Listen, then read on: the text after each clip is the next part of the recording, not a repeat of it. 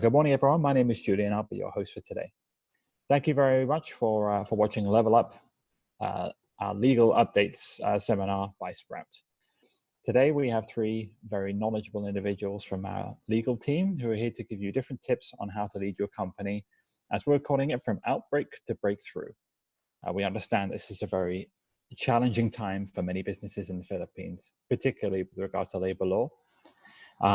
So please prepare your questions for the fireside chat session of this webinar, and you'll be able to ask our attorneys anything on your mind with regards to legal matters concerning our topic for today.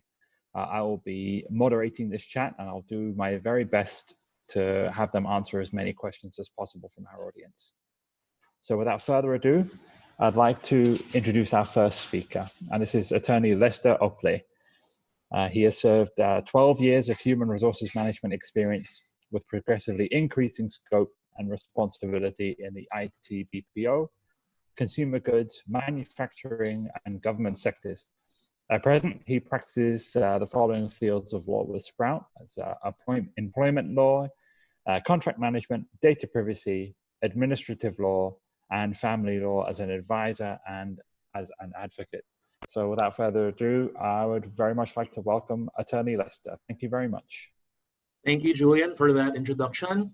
So I'd like to welcome everyone to our Sprout webinar, and we hope that you're able to deliver the work that you're supposed to do at this trying time. Remember, we are on enhanced community quarantine.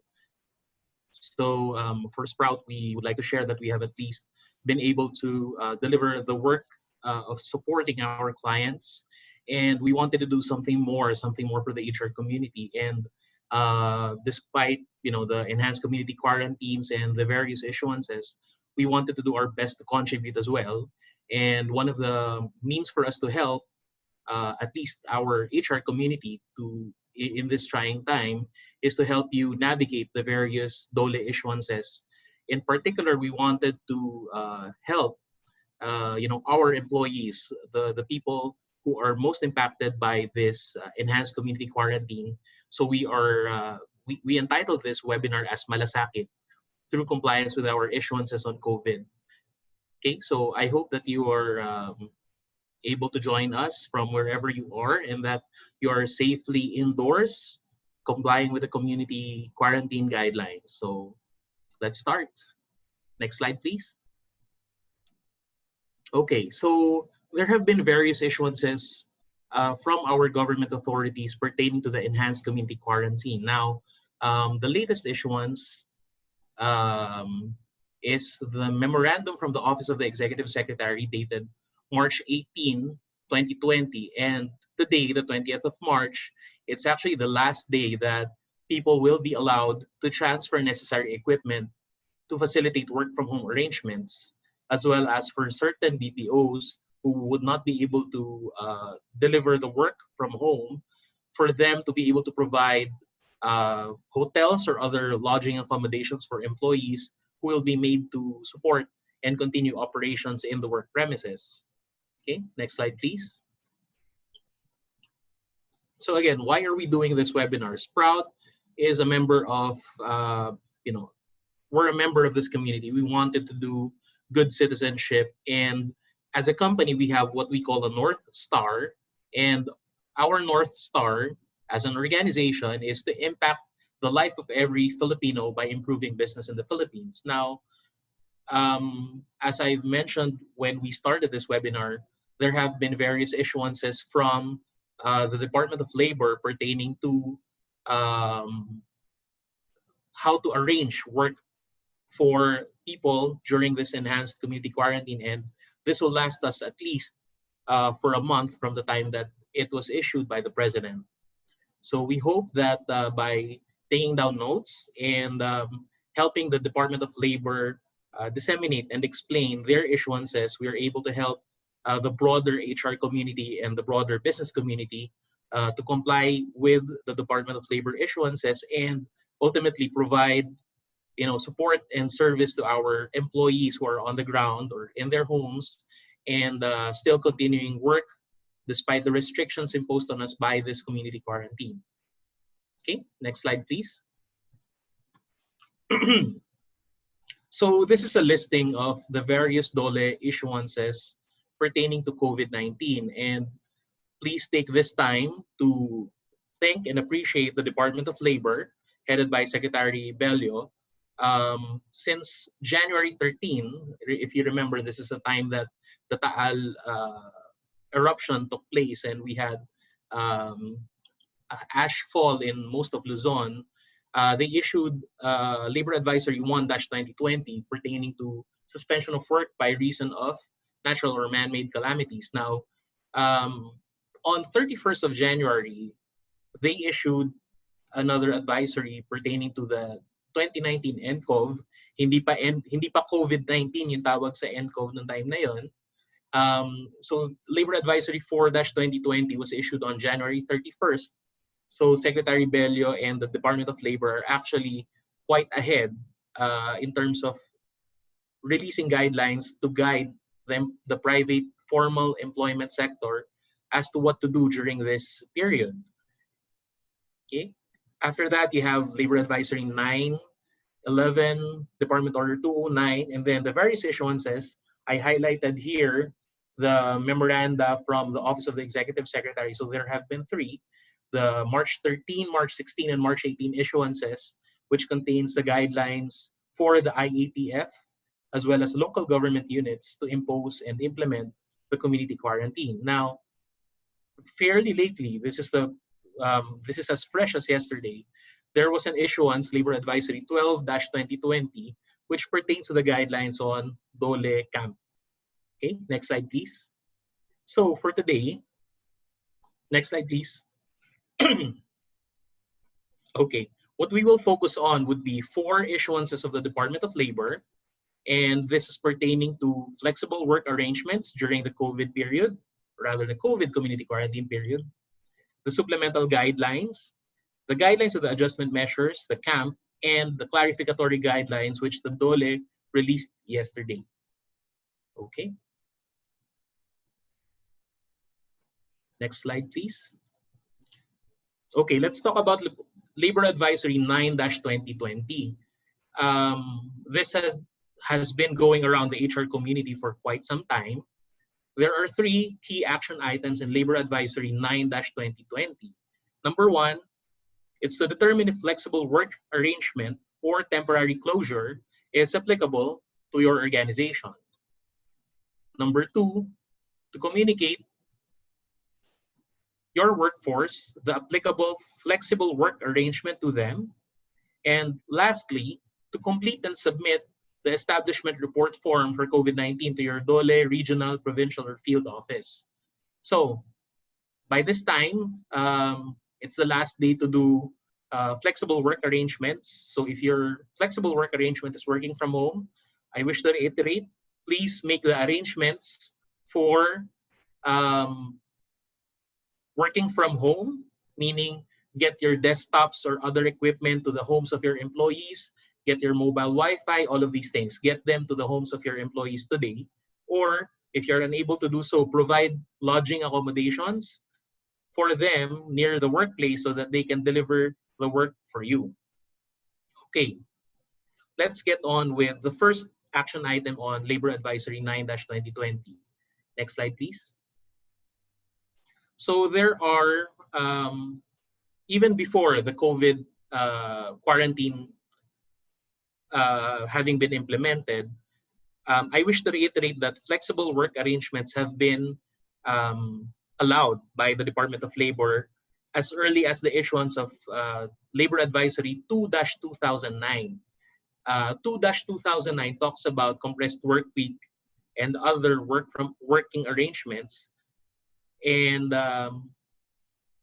if you wish to review the appropriate, or rather the full list of flexible work arrangements allowed under the law, please refer to Labor Advisory 2-2009. But in particular to the COVID quarantine period, there are 4 allowed, or rather 3 allowed flexible work arrangements. The 4th one is actually, this is already in place since before, since even before the COVID issuance. But these are the appropriate flexible work arrangements that you must determine for your organization if it would be applicable. Now, determining the appropriate flexible work arrangement would be dependent on your knowledge of your business, of your industry, of your unique strengths as an organization. But based on the latest issuances pertaining to the enhanced community quarantine period, the general rule now is that people should be on flexible work arrangements or not working at all. Okay, so let's discuss the applicable flexible work arrangements during the period. So reduction of work hours, this is one where normal work hours or work days are reduced. If you are on a 48 or a 40-hour work week, that would translate to a 6 or a 5-day work week schedule. That means you're either Monday to Friday or Monday to Saturday. If you intend to reduce the number of work hours or work days, you would inform your personnel, your team, that they will be required to report, instead of the 5 or the 6 days, they will be reporting only for 3 or 4 days during the week. In such cases, we use the code RW in the reporting form for this labor advisory. Now, there's also a rotation of employees. Rotation of employees is one where employees are rotated for work or alternatively provided work in the week. For example, you have a team of 10 people. You have all 10 personnel are working a Monday to Friday schedule. But due to the reduced volume of work, you determine that it is appropriate to have half of them work for 3 days only at a time. So you will have 5 persons report for work Monday to Wednesday, and then the rest Thursday, Friday, and then the following Monday. So in such cases, you would use the code RE for rotation of employees. Okay.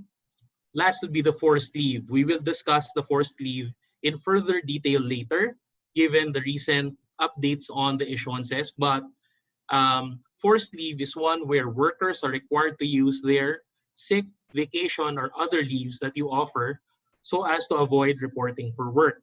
In such cases, please use the code FL. Okay. Excuse me. Now, lastly, you have the work from home, where there is actually no interruption of work, meaning if your work week is 40 work hours per week, you still deliver it, but not on the company premises anymore. So in such cases, you are still fully productive, and there may be no effect on your compensation. In such cases, please use the code OTH, work from home, because there is no specific code for working from home in the labor department's reporting form. Again, I would like to emphasize the forced leave. There are various issuances that updated the forced leave provisions in Labor Advisory 9-2020, so we will discuss it later. Okay, next slide, please. Okay, a second part or second component of Labor Advisory 9-2020 is called temporary closure.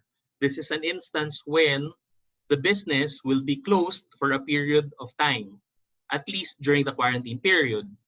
Please note that the Labor Code explicitly provides the maximum period of 6 months when a temporary closure may be implemented. Please also note that in cases of temporary closure, you are required to furnish a written notice to individual employees. So, for temporary closure, you need to do 2 things. There is a form for reporting, and then you have to have an individual notice to your employees. Okay, next slide, please.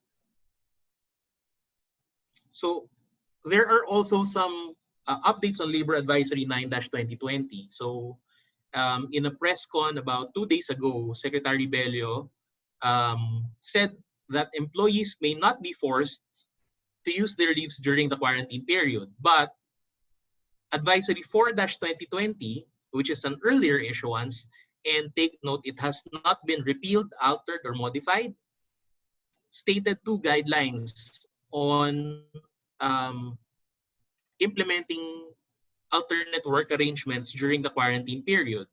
And these guidelines are actually consistent with what the Supreme Court rather, has decided pertaining to employment disputes. So the two guidelines provided by Labor Advisory 4-2020 are to exercise flexibility and compassion, and by mutual agreement, employees and employers could also agree on other arrangements. So what are these alternative arrangements? You may also have temporary living quarters, in which case we recommend to use the code OTH, temporary living quarters, workplace shuttling, OTH, company exclusive shuttle, that complies with the community quarantine guidelines. So these are some of the alternative arrangements that your company may implement, or you may discuss with your employee group as to what their proposals are pertaining to continuously delivering the company's business. But please note that Labor Advisory 9-2020 also encourages flexibility, compassion, and creativity in complying with Labor Advisory 9-2020.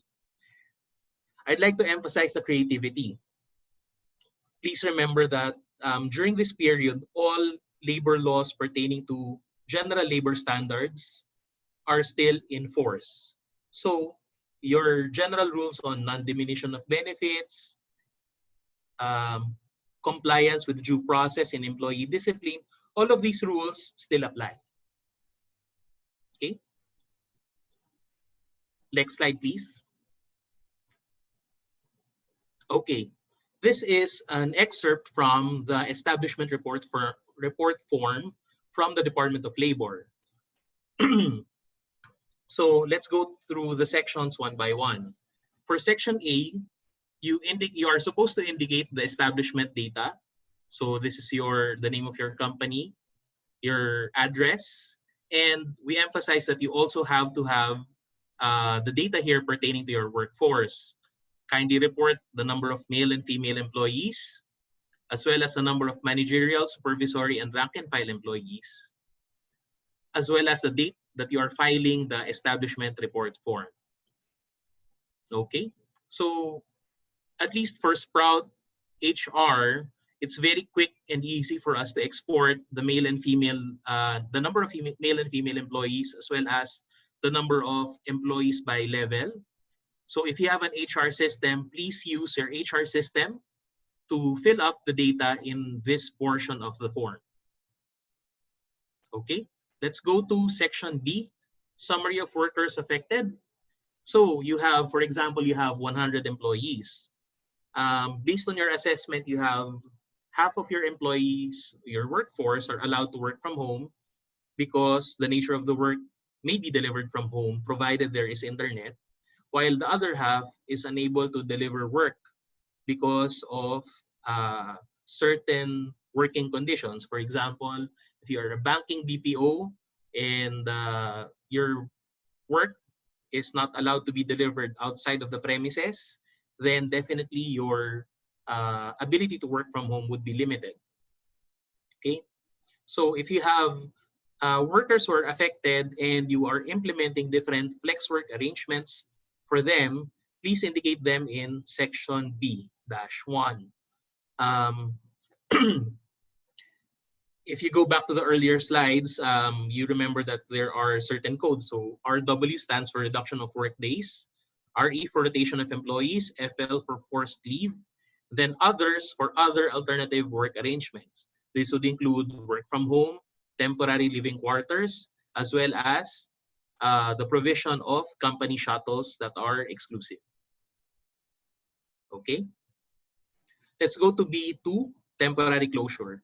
If in your assessment there is really no way for you to do alternative working arrangements because of the nature of the work, please note that you're allowed to temporarily close for a maximum period of 6 months. Okay, so in such cases, please use the please fill the portion B2. Indicate the number of workers who will be affected by the temporary closure, the effective date, and then the reasons for temporary closure. Okay, so we hope that nobody will be using code I in the case of temporary closure. But if ever you are required to report this, please note that there are also other provisions and other agencies that you may need to report it to, particularly the Department of Health. Okay, so let's go to the next slide. This is the second portion of the employment, or rather the establishment report form. So when we go to the DOLE camp, this part of the establishment report form is actually very important, because this will be the basis of who the Department of Labor will be dispersing the 5K financial assistance to, rather. So please indicate the name of the worker. Take note: last name, first name, middle initial, age, sex, home address, contact number, designation or position title, employment status, whether regular, contractual, probationary, project-based, or others. And then lastly, the salary. The salary is, if you are on a monthly basis, please indicate it as, for example, 15,000 per month. If it's daily rate, please indicate 580 per day, something like that. The important thing here is, please reflect accurately the number of workers who will be in your payroll register. So if they're employed with you and will be affected by the flexible work arrangements or affected by the temporary closure, please make sure that they are in this part of the establishment report form. Okay. I wish to harp on the salary. So if your salary is, you may have different salary types in your organization. You may have people who are paid on a daily rate. You may have people paid on a monthly rate. Please indicate it specifically in the form. So if you have, for example, 10 people who are daily rate, please indicate their daily rate with a slash per day, or if monthly rate, slash per month. Gross or basic, I'd go with what is in your payroll register. Okay. If you have an HR system like Sprout or a payroll system like Sprout, it's a very simple matter of just clicking the appropriate report and then displaying these data fields, and then you're actually allowed to submit electronic copy, or not electronic copies. You're allowed to use a second sheet on the establishment report form, provided these data fields match. Okay, so if you have, for example, 500 employees, and it would be impractical for you to manually fill up this particular form, you go to your HR system or payroll timekeeping system, export it as an Excel file, format it so that it complies with the data fields in this report, and then you are good to go. Okay.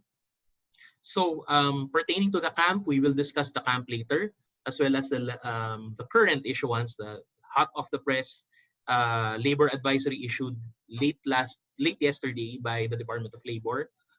Some of the questions I've been seeing pop up are actually addressed in the Labor Advisory 12. So let's go to that part of the discussion later. Okay. So again, I wish to harp. What is required of you in Labor Advisory 9-2020? You submit the report, fill up the data fields required in the form, and then communicate to your employees. It is it is always best to communicate with your employees before you impose any changes in the terms and conditions of employment. That is a general rule in dealing with employees. Okay. All right. We will move on to the next slide. Okay, I only have a one slider discussion on Labor Advisory 11-2020. In this Labor Advisory, the Department of Labor actually mandated, because they used the word shall, not may. This is the specific statement in Labor Advisory 11-2020. Leaves of absence during the community quarantine period shall, I emphasize the word shall be charged against leave credits, if any. Okay. And then unpaid leaves may be covered and subject to conditions provided in DOLE'S proposed camp. And then for those reporting to work, there are two documents that you have to possess. One is an ID containing the address of the person, meaning home, home or work address.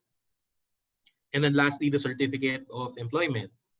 Now, with the enhanced community quarantine imposed by the authorities, now the general rule is if you are not an essential service specifically identified in the issuance, meaning you are not BPO, you are not you are not a frontline health worker, or you're not delivering an essential service as identified by the DTI, then the general rule is flexible work arrangement or other alternative work arrangement.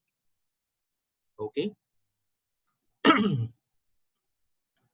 Now let's go to Department Order number 209. Next slide, please.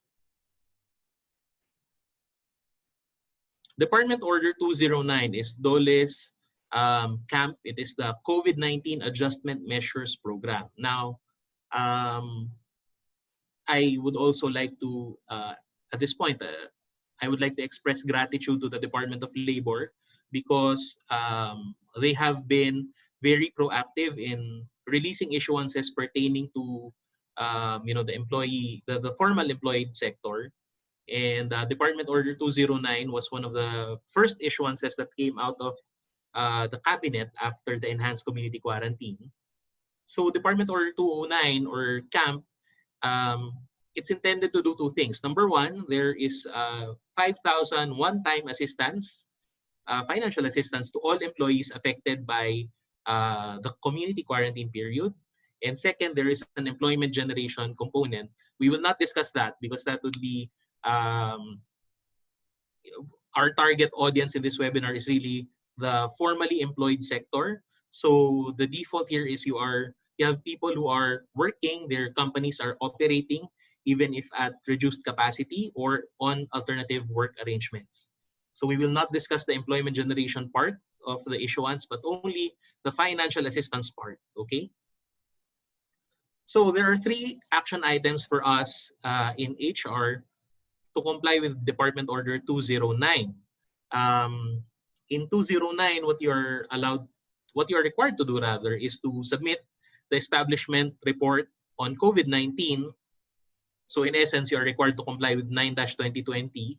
Number two, attach a certified true copy of your payroll to the copy of the received copy of the LA 09-2020 report if you were able to implement it before the community quarantine, and submit these two documents to DOLE. So DOLE will evaluate your submission, and if the camp application is approved, DOLE itself will be paying 5,000 pesos per affected employee.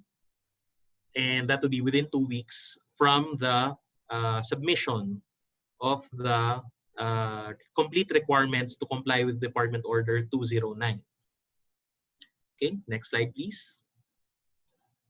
So let's go to the definitions in Department Order 209 because there have been various questions on whether all formally employed employees, even if on work from home, are eligible for the 5,000.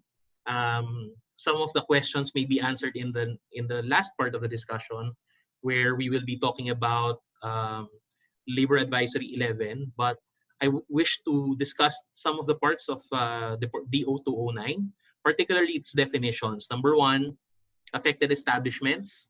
If you implemented a flexible work arrangement defined under 9-2020, you are an affected establishment. Second, affected workers. All workers in private establishment whose employment faced or suffered interruption due to COVID-19, such as, number one, retained workers who do not receive regular wage, or workers who are whose working hours and therefore regular wage is reduced due to flexible work arrangement. And second, suspended workers, or those who are on temporary suspension of employment because of the suspension of operations of the business. So these are those affected by the flex work arrangement, meaning they are reflected in B1 of the form. And then suspended workers who are reflected in B2 of the form. Okay. I would also like to emphasize that large establishments are also encouraged to cover the full wages of employees with the 1-month community quarantine period. I believe most of the people in this webinar are actually from the MSME sector, meaning we are medium to small scale.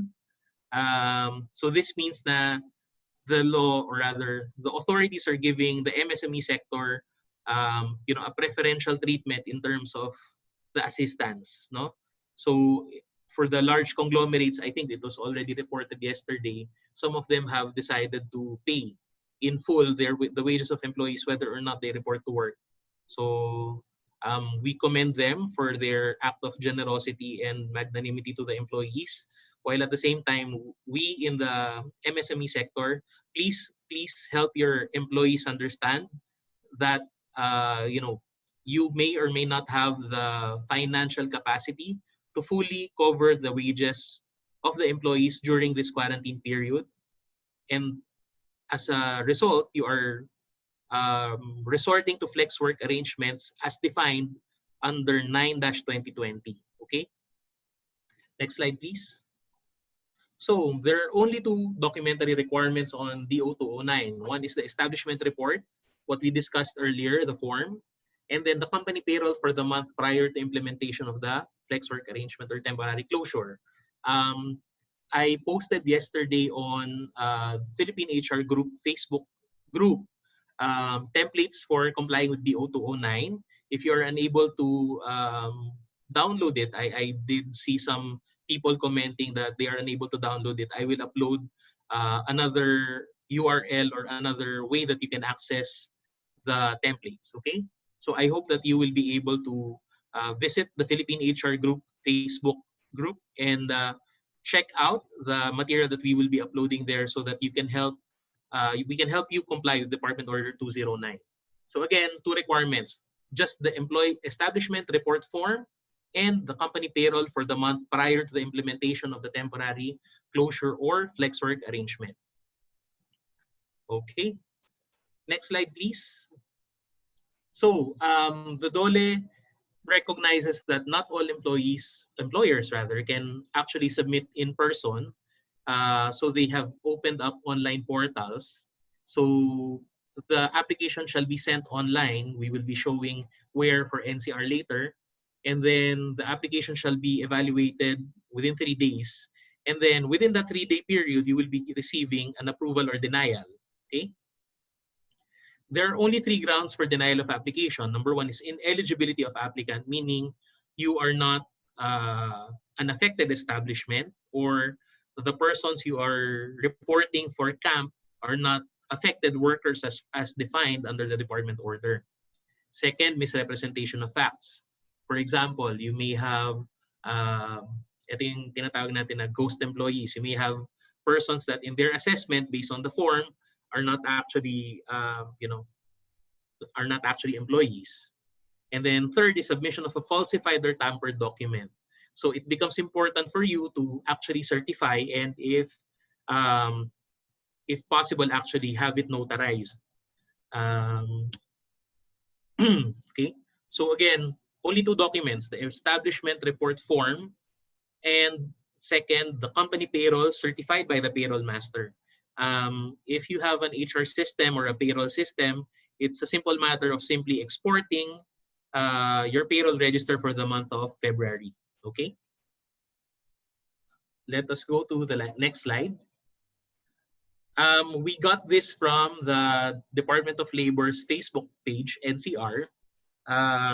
Labor Advisory 11-2020 actually contains the nationwide email directory of DOLE provincial and field offices. So please look for Labor Advisory 11-2020, which we will also discuss later, but this is for the NCR-based companies. These are the email addresses that you can submit your establishment report form and company payroll to. Okay. And then let's go to the next slide. This is Labor Advisory 11-2020. So yesterday, the Department of Labor uploaded 11-2020 because there have been various questions from employers pertaining to camp. So these are the clarifications provided in Advisory 11-2020. So affected workers employed in private establishments whose operations are affected due to COVID-19, it is applicable nationwide. And the disbursement is bank transfer to payroll account of employee. As to how the DOLE will do it, I'm assuming that they will be communicating with you via email. Okay? And the effectivity of the camp is on March 21, 2020. Okay? All right, so we are now at the tail end of our discussion. I would like, next slide, please. Okay, so to wrap up our discussion, we encourage our colleagues in the business community and the HR community to show malasakit to our workforce through three actions, concrete actions. Number one, let's exhaust the means to ensure continuation of employment through FWA or temporary closure.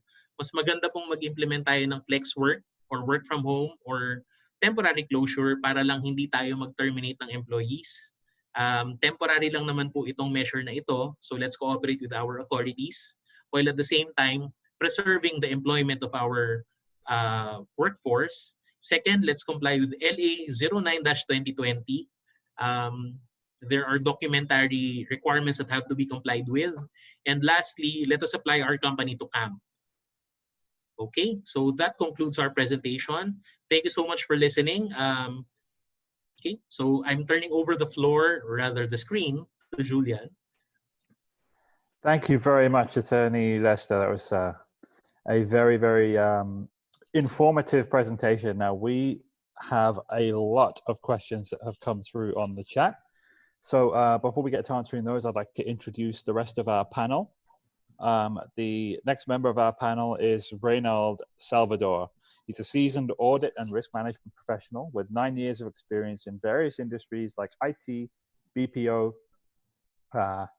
fintech, and service companies. He's performed a wide range of engagements, from conducting audit in finance, IT operations, compliance, and taxations, to assisting companies in establishing their risk management procedures, including business continuity plans. So very appropriate for now. And our second panelist has 12 years of experience in HR field. She's an experienced HR practitioner, handling all facets of HR life, the HR life cycle, both locally and overseas, including recruitment, employee and labor relations, and organizational development. She specializes in labor, civil, and commercial law. So please also welcome Attorney Arlene De Castro.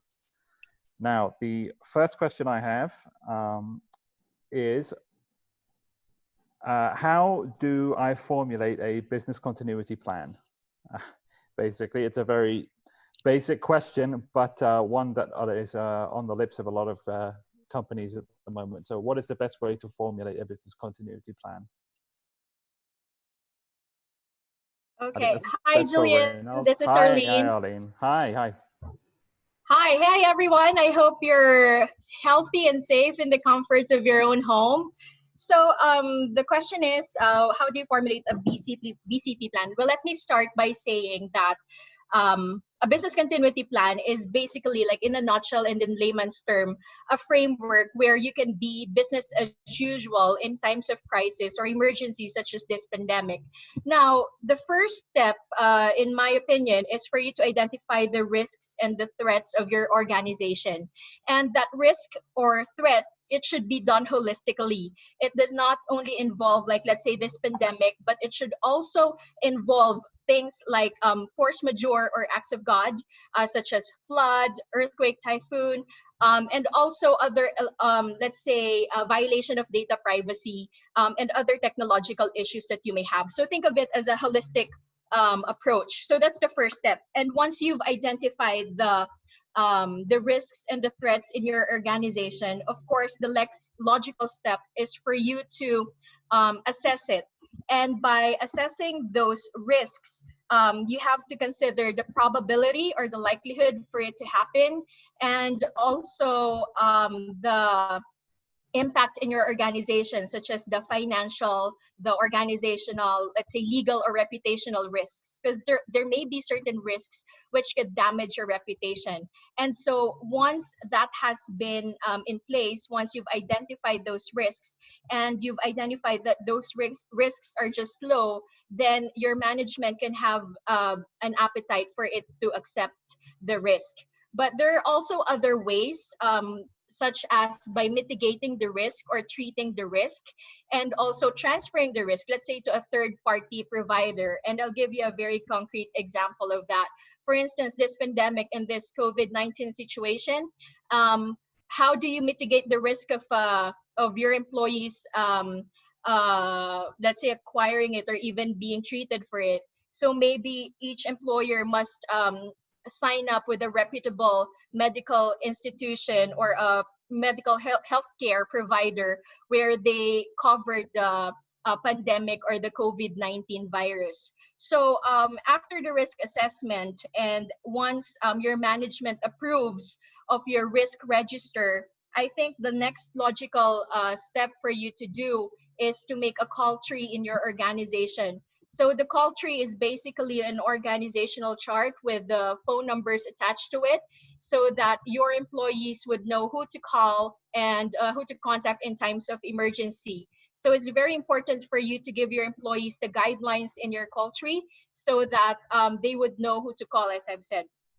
And after the call tree, it's also important for you to have an inventory of your assets. And by assets, I don't only mean the equipments that are to be used, but I mean also the documents in your organization. And so, for instance, let's say you are an on-prem solution, then I think now is the time for you to move to a cloud-based solution, because every document can be placed in the cloud. And so naturally, you can have access to the organization's document. After which, so you have an inventory of your assets, the documents, and the equipments. Then now is the time for you to understand or know the logistics behind it. Like, let's say if your BCP for this pandemic is for everyone in your employee to do or to have a work from home arrangements, then the logistics would definitely be like the internet connectivity, the laptops that are to be used by the employees, and so on and so forth. So you should definitely figure that out. And as soon as that has been finished, of course, in general, the most important thing is for your organization to communicate it to your employees in a very clear manner. Like, for instance, at Sprout, we do daily DSMs or daily stand-up meetings.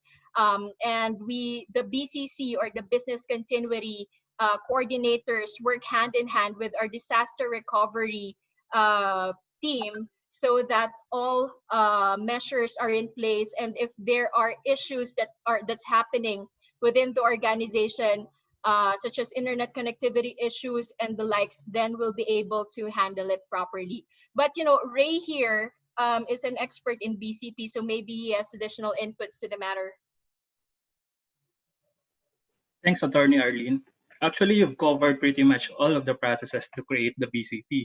So just to add, during the risk assessment, we need to assess as well its potential impact. For example, during the risk assessment, we've identified that the lack of personnel could have impeding or could have prevent our day-to-day operations. So we need to assess up to how much lack of personnel or up to how much resources are required for us to operate as well in a certain level. At the same time, one of the most critical in creating BCP is to identify the potential events that could happen, no matter how low the probability. For example, last January, the event or the scenarios that we are looking at is more of concern on the volcanic eruptions by Mount Taal. But nobody knows that the potential pandemic that happens in China could be or could happen here in the Philippines as well for the enhanced community quarantine. And currently, one of the events that we're looking at is what if this community or enhanced community quarantine extended from more than 30 days. So you need to consider all of these probabilities and create or formulate a plan to ensure that your operation or key deliverables are met on time. Thank you very much, Arlene and Reynald. Our next question is probably the most commonly asked question so far, at least that I can see in the chat, is that even if the company is business as usual, have implemented a work from home strategy, are those workers still considered as affected workers under the law, and are they still eligible for the DOLE assistance?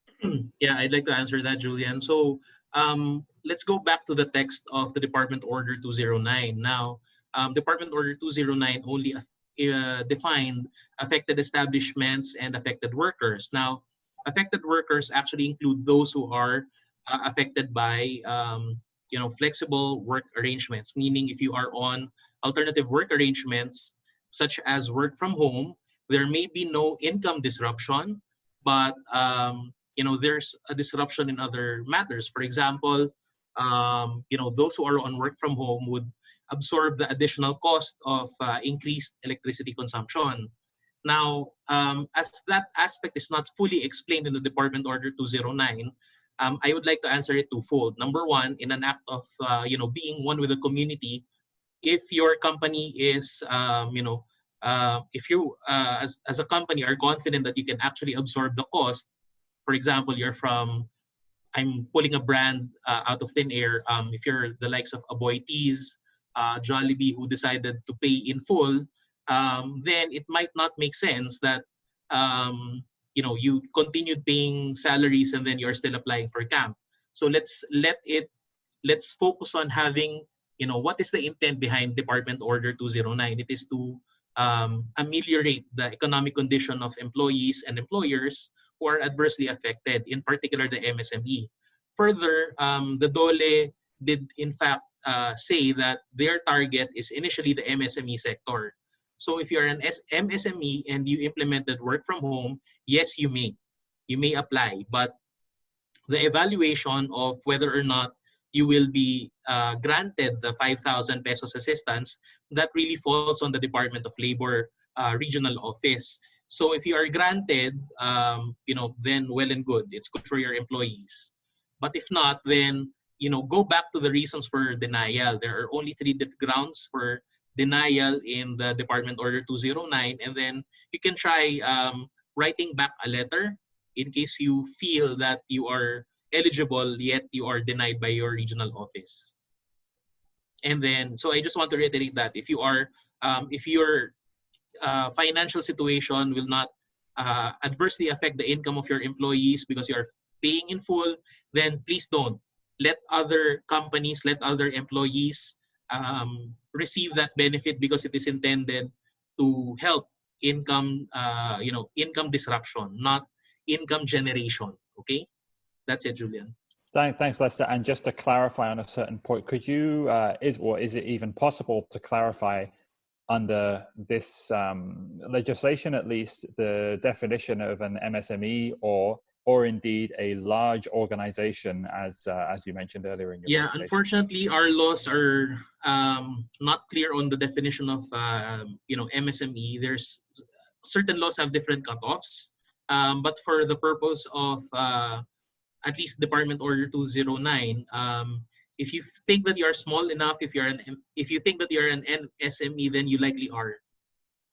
Actually, so just to add to that, as per DTI, MSME are employees or companies who have employees with less than 10 employees.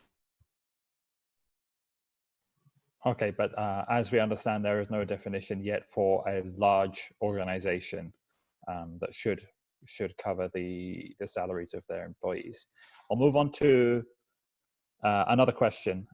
So how do you best maintain operations during times of crisis, and what should it be like during a lockdown? Okay, so I'll answer that because I am in operations.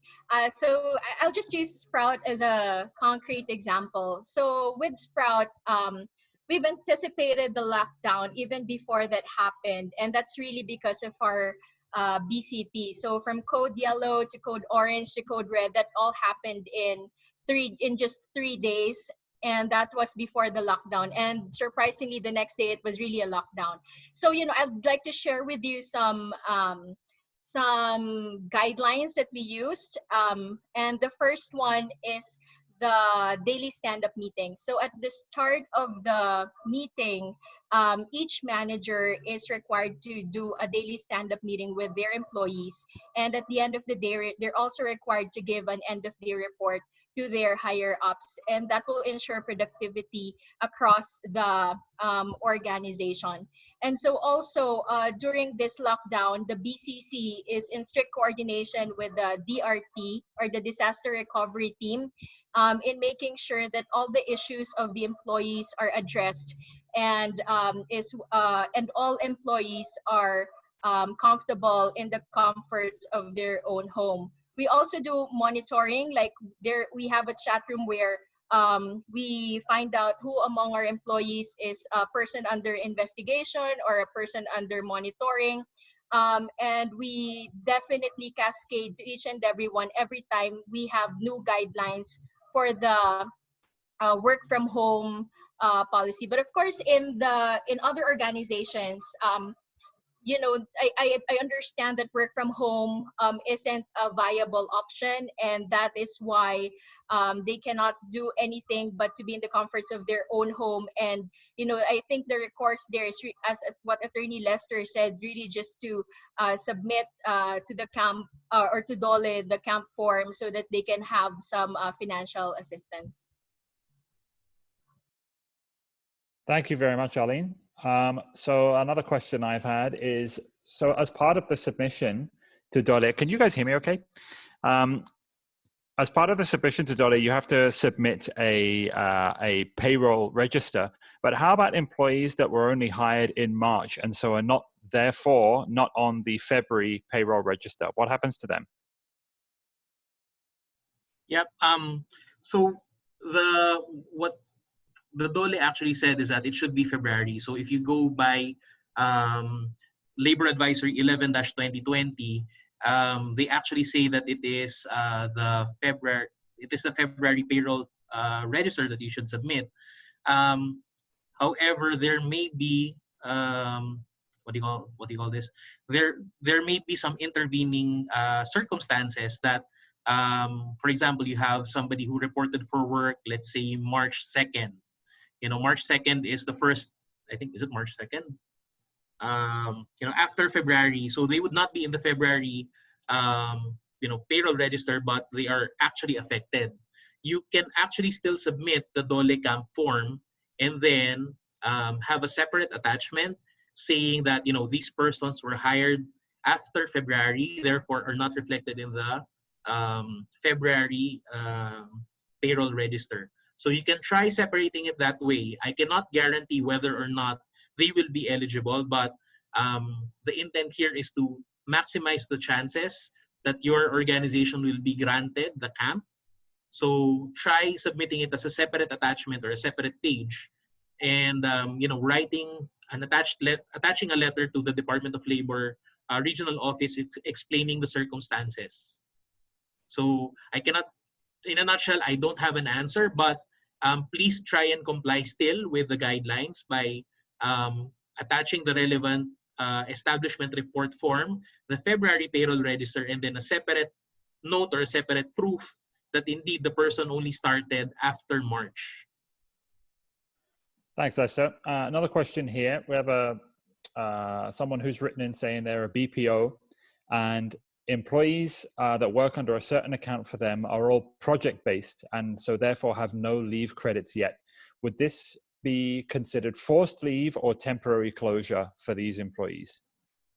Sorry, can you say that again? So these guys, these employees are, they do not have, what do you call this, leave credits. They don't have leave credits yet. Probationary. Because of the fact they're probationary. Yes, maybe too new. Yes, so they don't have any leave credits yet. So what would that be considered as? That would be considered, you know, they would still be considered as, so they're not implementing any other flexible work arrangements. They just don't have leaves. Is that correct? That's right. And in the instance where these workers may not be able to work at all, would that be considered as forced leave, even though they have no leave credits, or would it be considered as temporary closure? Let's go back to the definition of a temporary closure. If there is no business, meaning there's no demand or there's no raw materials for the organization, for the business to operate, please consider it as temporary closure. But if you are actually able to operate on a work from home basis, or you are having the employees apply their leave credits and certain persons have no leave credits available, then let's go back to what Labor Advisory said. You exercise compassion, you exercise creativity, and try to come up with an alternative that would still make them paid. For example, you know the concept of vale in Filipino labor and employment. You advance the salaries for them and then do an authority to deduct. That's not prohibited under the current rules. So just make sure that you are documenting and talking with your employees as to what alternative arrangements are available for them, right? And then use the DOLE form to report it. That's a very good segue to the next question, Lester, that I've got here. And it's that aside from 13-month pay, what are other good HR provisions that we can extend to our employees during what is a very challenging time for them? Yeah, you're right about it being a good segue to the to the follow-up question. But the thing here is we are being asked to be creative, and we are asked to be able to communicate with our workforce. So please communicate with your workforce, because HR has been stretched since the time that this enhanced community quarantine has been imposed. You're managing, so many demands, and you may or may not be reporting from home, but at the very least, you are highly engaged right now. And I'm sure everyone's stress level is actually at a very high, it's a very high level now. So please take the time to communicate with your workforce, communicate with them about your current situation, that there is no new business, there is no new income for the business, but we are asked to continue paying you. Do you think there are other things that we can do? Because the intent here is to preserve employment relationships, not result in mass layoffs or mass closures of business. This is just temporary, at least until the authorities declare that the COVID-19 has been contained. I hope that answers it, Julian.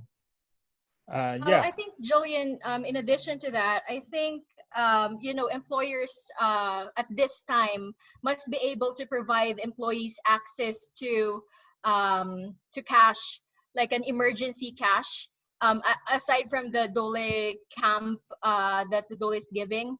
Like for instance, with Sprout, I know that we have this thing called InstaCash, where employees can get their I think a maximum of 10,000 per employee, like in less than 3 seconds, and directly into their payroll. So I think initiatives like that from employers will help employees in this time of need. And other than that, I think employers who do not have an HMO for their employees at this moment, I think now's the best time for people or for employers to avail of that. Thanks very much. Thank you, Arlene. Now, question that I think this is probably best for Lester as well. Can other types of workers, so is this camp assistance just for full-time employees? Am I right in assuming that it is not available to consultants that are based on a retainer? I've had this question pop up a few times in the chat. Let's go back to the, are they affected employees or are they formally employed? There may be some consultants who are not on, on a formal employment perspective. For example, in the case of law, just out of thin air, for example, lawyers are either retained as consultants. So, the provision there is not really labor, it's really a contractual relationship based on what the contract of service entails for both the consultant and the client. Now, if the consultant, if his results, or rather if his pay is tied to attendance or tied to results, or specific results, then that particular consultant may be considered an affected employee because he is not able to deliver the work expected of him. Therefore, he is on your payroll register, and therefore he is an affected employee who should have been reported in your employment establishment report form. So in a nutshell, just go back to what your relationship is with that consultant. If the relationship is one where there is income disruption or there is no way for him to get paid or to deliver the results because of the community quarantine, then by all means, please apply that particular consultant to the camp. Okay, thanks, Esther. I've also seen a lot of, since we mentioned the Sprout Instacash, there's been a lot of questions come through on the chat about that. So I can actually answer that. You can borrow, I think it's up to, so this is for Sprout customers only. Their staff can avail of assistance of up to 12,000 pesos, and that is automatically repayable over the next 2 payroll periods. So it's automatically deducted and withheld from salary, and that is borrowed from a loans company provider and not from the employee. Yeah, I actually just wanted to add, Sprout actually wants to help companies in this time of need. And, you know, one of the things that we have, we thought of is actually to have like a rescue kit for employers who are not yet under Sprout.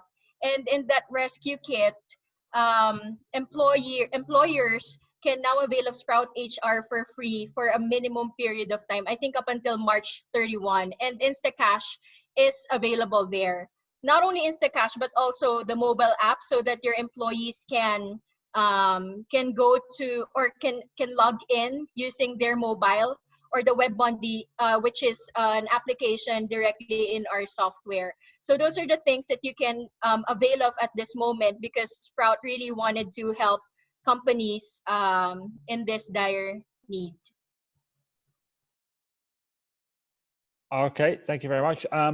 Another question here, more on the labor relations side again, is it lawful to extend the probationary periods of employees who are now not able to work because of COVID-19? No.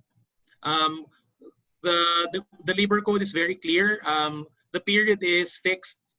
So the general rule is 6 months. If your employment contract has a different period, you stick to what is stated in the employment contract, but the probationary period should not be cut because it's very clear. There are no suspension of the general labor standards during the period of quarantine. So please do not extend the probationary period in these cases. Thanks, Esther. A lot more questions about Instacash coming in. Is it an arrangement between the employee and Sprout? No, it's an arrangement between the employee and a third-party loan provider that we work with. There is no risk on the side of Sprout or the employer themselves. It's all done through a third, and it's interest-free as well. There's also a question about if you already have a third-party loan provider, can you still activate Sprout loans? That is completely up to you as an employer, whether you wish your employees to avail of that. How about overtime for work from home? Are employees still eligible for overtime, and how do we best manage that? As I mentioned earlier, the general rule is all labor standards are still in force. However, my question there is, do you have the capability to track overtime? If you have an HR or payroll timekeeping solution like Sprout, likely you are able to track that. But if you're not tech-enabled, you may have trouble tracking, whether or not persons are actually doing overtime work rather than, just sitting around their homes and not doing anything productive or work-related. So quick answer, all labor standards are still in force. So if you are doing overtime, you should be paid accordingly. But make sure that you're able to track it, correct, and prove that there was actually overtime work rendered before you decide on paying overtime. Remember also the general rule that before somebody renders overtime, there is prior management approval. And just a note for those Sprout customers out there, in case you weren't aware, you can activate the Web Bondi so that your workers can log in using the Web Bondi, and Sprout Mobile for a limited time at least is now free. So you can activate additional Sprout Mobile licenses for your workers to be able to log in from home, and that comes with the geotagging feature as well, so you can, HR teams can see where they are. Now, another question here about government contributions, Lester. Can workers still voluntarily make their government contributions if they wish to, even though they are on leave without pay? I'm sorry, but I don't have an answer to that at the moment. Please note that most of the government agencies are on skeletal staffing right now. The SSS in particular and HDMF, Pag-ibig have suspended operations. So if you are unable to, you will only be able to transact with them via mobile. That means that if you are formally employed, then your contributions are actually done by the employer, not by the individual employee. In other words, you're not self-paying members, you are employed members of these agencies, SSS, PhilHealth, Pag-ibig. So right now, I don't have an answer because all of them are closed. As soon as there are updates here that we are aware of, we will share it via the Sprout Facebook account. I will make sure, so for our marketing team, this is an action item I'm taking for for all of our colleagues in this webinar. As soon as we have news of SSS, PhilHealth, Pag-ibig announcements pertaining to how people will be able to contribute, we will also share it on our social media pages. Thanks, Lester. Another question about Instacash is coming. If I'm a new client, can I activate Instacash? The answer is yes. If you don't have it and you wish to, please just email experts@sprout.ph. A question here, do you have any idea if the BIR 1601C, SSS, PhilHealth and Pag-ibig contribution dates have moved? I only know the annual income tax date has moved. Have the dates for 1601C, SSS, PhilHealth and Pag-ibig moved as well? For the 1601C, this is covered by the RMC 29, 2020. So this was moved for April 30. So that is for the 1604CF and 2316 submission. So most of the deadline were moved for at least 30 days. While for that ITR or the income tax return, it was in the news yesterday that this will be moved to May 15. Thanks, Reynald. Anything to add from the other panelists on that question? Yeah, so specifically for the annual ITR, it's moved to May 15 as per our revenue memo or our revenue memo 28, 2020. Thanks. So there are so many questions about Instacash. You can activate it. If you have a customer success manager, contact them and they will activate it for you. If not, email experts@sprout.ph if you're a customer and you can activate it there. It is available to all regular employees. It is not available to probationary employees. That's for risk purposes. But it is available to all regular employees, no matter what their salary is. The only thing that's affected is the amount that they can borrow. Okay, so let's have one more question. Let me pick this out. When will employees receive the 5,000 peso support from DOLE? So do we have any idea when this will actually be provided? Department Order 209 states that the DOLE will process it within 2 weeks. As to when that 2-week count period shall begin, I'm not sure, but I'm guessing it would be from submission. Okay, thank you very much, Lester. Everyone, if we did not get to answer your question, I can only apologize. We have had hundreds of questions come in. There are over 300 people watching this webinar and a lot of questions to be answered. We will be able to share the deck as well if you need us to. But the only thing that remains now, just bear with me one moment. So our time is up. Now, thank you very much for participating. Thank you very much, Attorney Lester, Attorney Arlene and Reynald for your contributions. Yes. Yeah, can I just say that for people who have questions, more questions, then you can just email us at legal@sprout.ph. Yeah, we're happy to help in any way we can. Again, thank you, Attorney Lester, Attorney Arlene, and Reynald for your contributions today. Also, a big shout out to Attorney Ryan, whose fingers must be on fire right now, answering as many questions as he can in the chat. He's done an amazing job. If you require an e-certificate for attending this session, we can provide that for you. There will be some details coming up on screen shortly for the e-certificate. There we go. So please just email info@sprout.ph and we'll be able to get you an e-certificate if you want. So Sprout is here if you need us. For further questions, you can email our legal team as mentioned earlier. But everyone, keep safe. Don't forget to like and check out our Sprout Facebook page for further updates. And we more than likely will be having a lot more webinars in the future, especially if this situation persists. Okay, thank you very much for attending, everyone. We appreciate you taking the time. Please keep safe. Stay Thank safe. you, everyone. Thank you. Stay safe. Thank you, Bye. everyone. Bye.